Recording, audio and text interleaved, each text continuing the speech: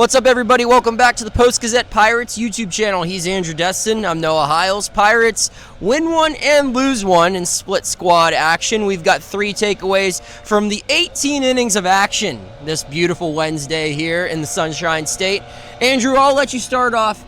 Who's our first focus for today? Yeah, I feel like we'll just start with the starting pitcher. I think Bailey Falter is a great place to start. Starting pitcher for the winning team. Yeah, for the winning team, yes. Right. We have to preface here with the split squad day. There's a lot to cover. Bailey Falter, the winning pitcher there. Mike Burrow's not as fortunate against the Atlanta Braves. But Bailey Falter, I thought he looked good in 2 innings of work. The fastball velocity was right around where it was last year at this time.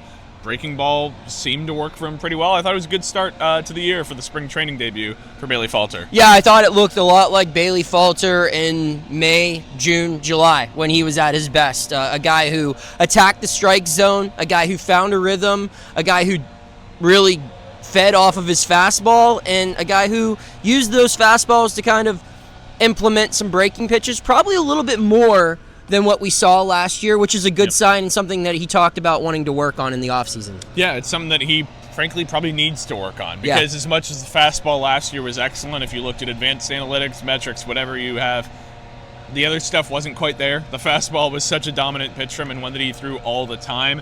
You have to believe the league was eventually going to catch up to that. Maybe this is a way if Bailey Falter can get ahead of the curve on that one, but I'll tell you what, as much as the league might eventually catch up to Bailey Falter, the Orioles have their work cut out for catching up to Matt Gorski, don't they? They really do. I mean, the bird killer is what I deemed him, I believe, in my game story.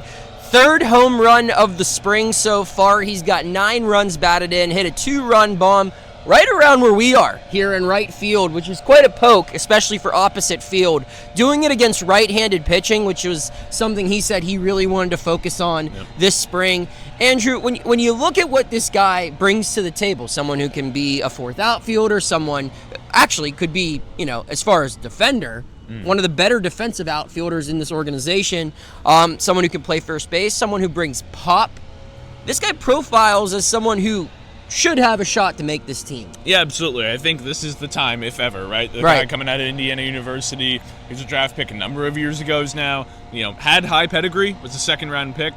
However, with that comes kind of the ticking question of when is it going to be Matt Gorski's time? I feel like the stars are aligning right now that if there was ever an opportunity for him to make this team out of camp, it's right now. So, listen, there's still plenty of work to be done. It's still just February. There's a month's worth of games left, but the way I see it is Gorski, if he continues to swing the bat the way that he has, it'll prove impossible for the Pirates to keep him off that opening day roster. Yeah, absolutely. I want to see him get more starts. I know Derek Shelton said it's about at-bats, it's about the, just the opportunities itself. I want to see what Matt Gorski can do against starting pitching. It's primarily why I asked that, because when you're getting at-bats in the back end of spring training games, especially right now, you're facing guys who more than likely are not going to be on an opening day roster. I want to see what he can do against big league starters, and if this pop continues, then like what we said, Andrew, he's really deserving of some legitimate consideration. Yeah, and the versatility is something that stands out to me too with Matt Gorski. As you look at it, center fielder by trait, that's what he's capable of. It's what he did in college, and he's done a lot throughout the minor leagues, but he can play the corner outfield spots. He can play first base. It's something that they, probably will give him more time at as these spring training games go on. Having players like that on roster, we know how much the Pirates like versatility. He's a right-handed bat who, in theory, could complement a guy like Spencer Horwitz whenever he comes back.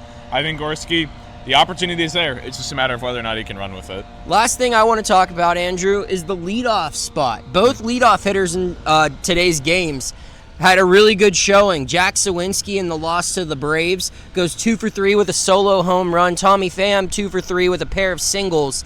I think both of them are intriguing top of the order candidates, I guess. I think Spencer Horwitz was going to hold down that spot if he was healthy. But now that he's not, that's one of the things that the Pirates have to figure out this spring. Tommy Pham, a guy with 1,000+ plate appearances as a leadoff hitter. Jack Suwinski has an approach that works at the top of the order as a guy who sees a lot of pitches, got decent speed, and you're seeing in baseball more and more guys who teams like to have a little bit of pop in that leadoff spot. Maybe start the game off 1-0. Andrew, do you think we see both of those guys maybe get some at-bats in that top spot, not only for the rest of spring, but in the regular season? Frankly, yeah, because I think what it could be is those two guys just alternate it. Platoon it, It yeah. could be that's your left field platoon there, is Suwinski against righties, Pham against lefties, or maybe it's more of a 50-50 split where they let Pham bat more against righties than a typical platoon. Regardless, I think it's entirely possible that those two guys could be it. They've tried out other guys in the past last year who are still around. Isaiah Kiner-Falefa is one name, but the crutch against Falefa is he's not a guy who sees a ton of pitches, right? Doesn't get on base a ton. If the average isn't there, then the OBP really isn't. You go up and down the roster, guys like Brian Hayes have tried it, but you really don't know what yet you have in him. He's probably better served as a 5 or a 6 hitter.